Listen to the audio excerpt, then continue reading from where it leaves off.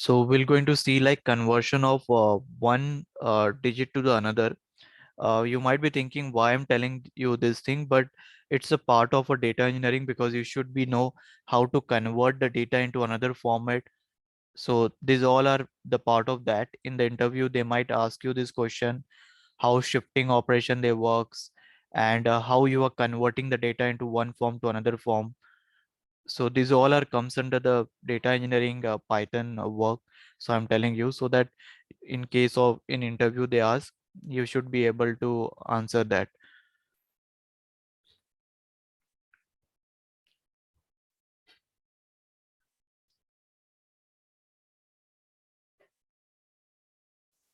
So we're going to see how to convert data or number from one representation to the another.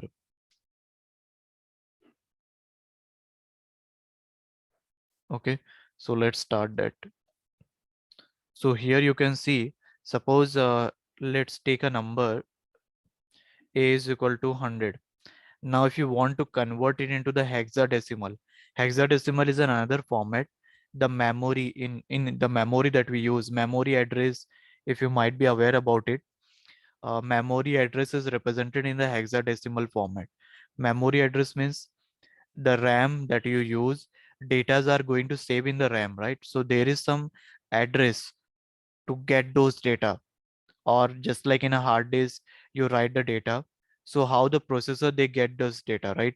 In order to get the data, you need some address, so that address is in the hexadecimal format. So suppose if you want to convert a into hexadecimal, how you're going to convert it? So the representation like this, you might have seen this many time, hexadecimal representation somewhere, right? So these all are used to represent that. Similarly, if you type this one, you will get that 100 back, right? So this is a hexadecimal representation, and this 100 is your uh, decimal representation when you want to convert decimal or hexadecimal, right? Similarly, if you want to convert into the octal, there are four representation of a number. Okay, what are those? Binary, okay, decimal, octal, and hexadecimal. So for binary, the base is 2. What does mean by base 2 means they have only two value, 0 and 1. Okay. For decimal, the base is 10. Okay. They have a value 0 to 9, right? In a decimal means the digit, right? From 0 to 9 only you will going to create a digit, right? 0001 or 90, 100. So 0 to 9, their ranges from 0 to 9. For binary, it will be 0, 1 because there are only two value, 0 and 1.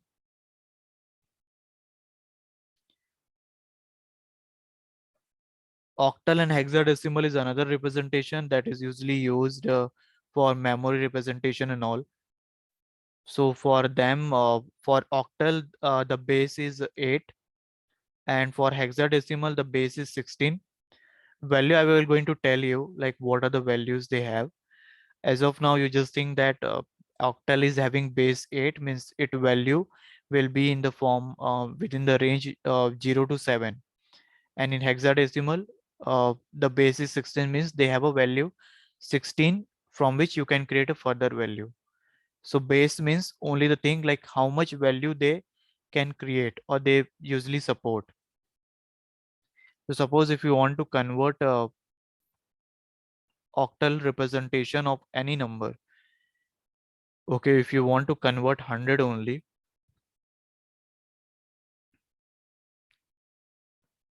in octal, how you are going to convert it? See, this is a representation of that octal for 100. So this way you can convert it.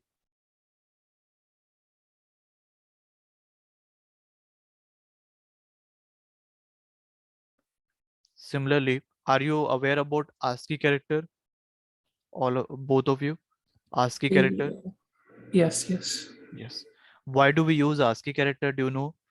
Here in Python also you might require this. So ASCII character is used. Why do we use that?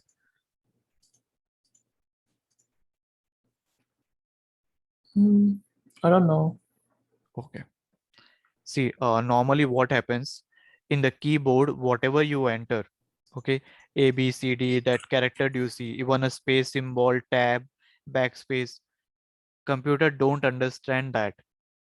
Computer usually understand the ASCII value behind it. Okay, when you type A, it convert into the Unicode and that system understand. Okay, how the data is converted here, that when you press any key A, B, C, D, like your name only, so that system don't know what is the alphabet A, B, C, D. They try to understand from those ASCII value. Okay, what does it mean? Suppose a character, okay, like there is some ASCII value. Okay, for 98 is a Unicode value. For that, when you run it, you will going to see that B is representing, right? So to write a small b, the ASCII value is 98. Let me show you the ASCII table.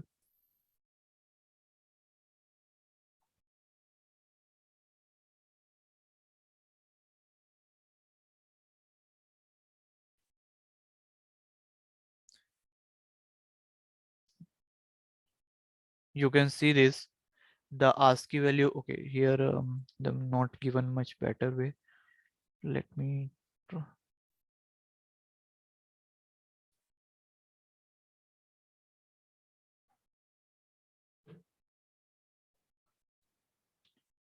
just a minute, let it be upload. Okay, let's try with another.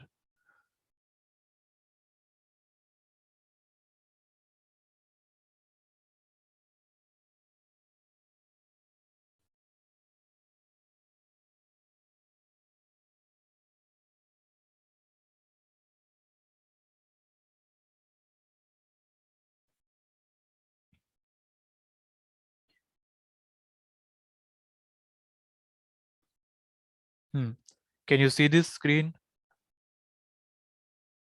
Yes, yes. So in the hexadecimal format or ASCII value, okay.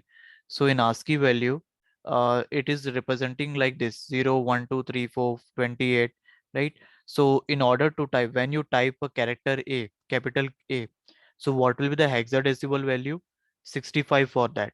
So now I have shown you in the NumPy when I was running 98. For 98, the ASCII value is small b. How you can see that? If you go to the 98, you can see B, small b, right? So the capital A is ranges from 65 to 90. You can see starting 65 and 90 is for this, and small a start from 97 and end at 122. You can see for 97 is A and end at 122. Similarly, if you see here, null, shift, horizontal tab, line fade, carriage return, shift out, cancel button, or this symbol, space, anything symbol, even the digit as well. Digits start from 48 to 57. You can see 0 is 48 and 57 is having 9. So these all are when you type it, when you type anything, system don't understand A, B, C, D. They convert it into this ASCII value and then they understand. Like suppose 49 you are entering, it means that 49 means the ASCII value is 1. Okay, so you usually enter the character. It will convert into the ASCII internally by your system and then system understand. So this is the idea behind ASCII value. So here when I try to run this character 98 means I'm trying to convert ASCII value for it. I am trying to find it out the ASCII value. This ASCII values and all usually in interviews, or you might not be require much, but you should be aware like which function will be going to give you an idea. But this octal and hexadecimal, this might requires you because if you are working with any mathematical project, like some of the companies in the US, those who are working on statistic mathematics, then you should be aware about this function. ASCII we use when we try to like get the keyboard events, right? For example, enter is 13 Yes, or correct, backspace or something like that. correct, correct. So system actually system को वो समझ में नहीं आता है, तो system क्या करता है कि लाइक उसके जो प्रोसेसर आर्किटेक्चर ऐसा बना है कि like they understand with the help of ASCII values only, there are unique code.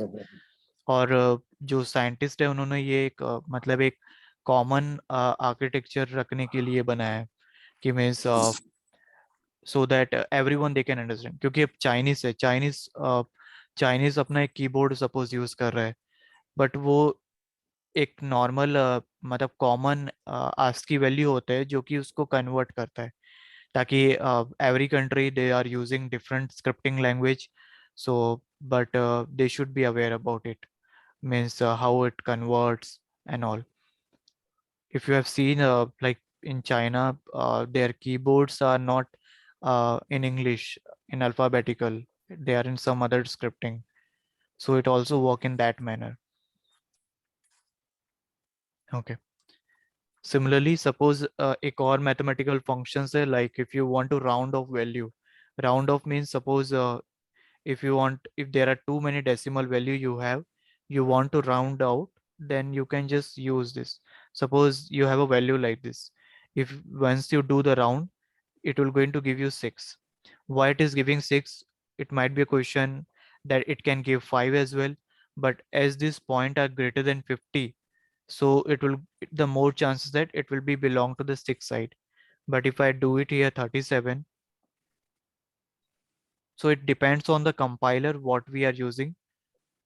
So you can see here when I use 37 here, 37 is less than 50, so we say that it will belong to 5.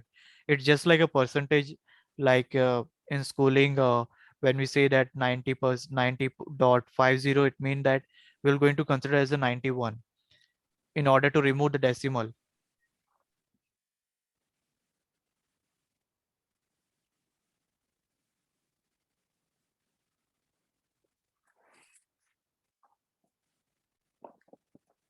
But when we want to do not when the value is greater than 50, then we're going to take a higher value. Okay. Does it round up also? Like if it's 5.6 or something, it rounds to 6, or it's always going to be 5? If you have a 5.6, then it will be toward 6 only, right? Because it is greater than Yeah, 5.5. I see. You can see it, right? So this you can do it one more way, like one more variety of this round of function. Like if you want to round a value with suppose you want to round a value, suppose it is 3.677, you want to round off to 2 digit after a decimal, that also you can do it. So you can see 3.77 it is giving, because 7676 is repeating. So normally if you have in the mathematics it is there that whenever it is repeating we take it one larger. So as I pass 2, it's round of this 6 digit to the 2 digit. But if I let me take a different value as well, I will going to share this file with you so you can just have a look on that.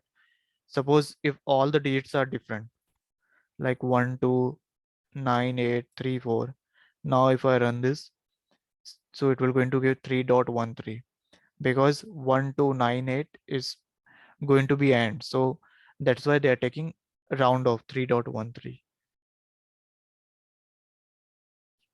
So do you understand like how to use different functions in Python and NumPy?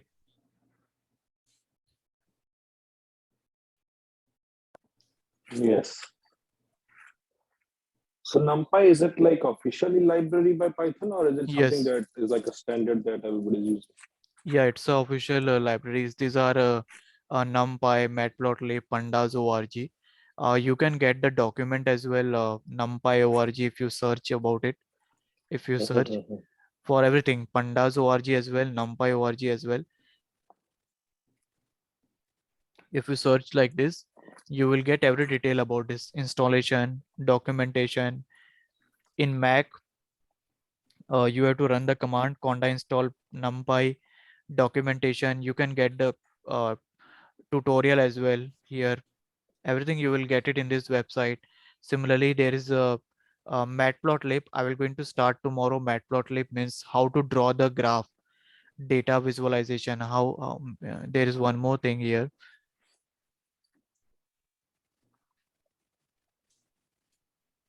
So if in this Matplotlib, you will going to learn how to draw the graph. So with this graph, how you can represent the pattern. Okay, means what is a variation in the data. This is a Matplotlib org. Similarly, there is one more library. There are multiple libraries are there, but we're going to see one by one. Similarly, there is a pandas.py data.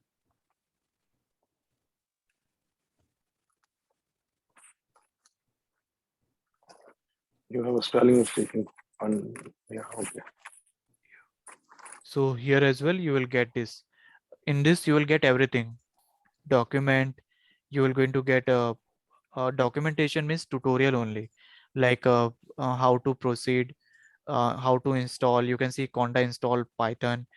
Normally in Jupyter we install pip install pandas, but there is once you install Jupyter Anaconda, you can get a Conda environment as well.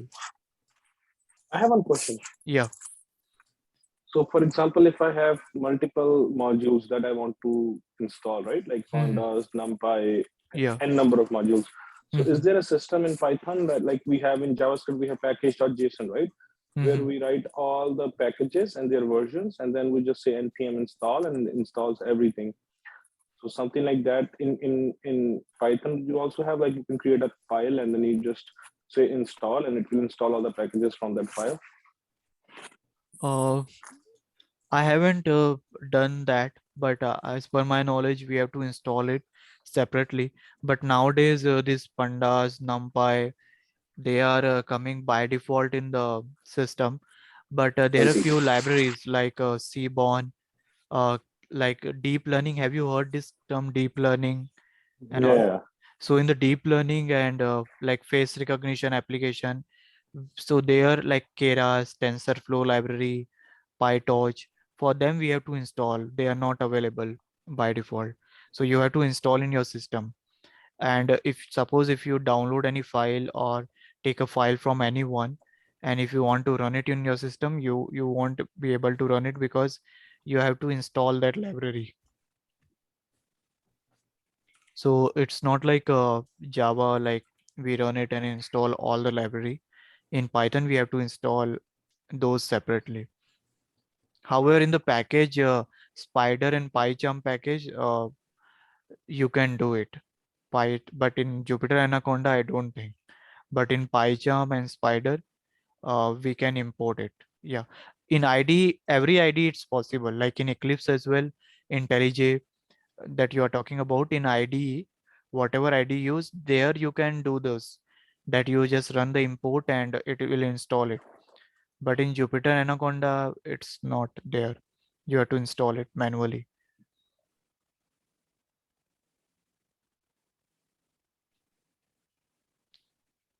There is one more language that is in a more demanding now.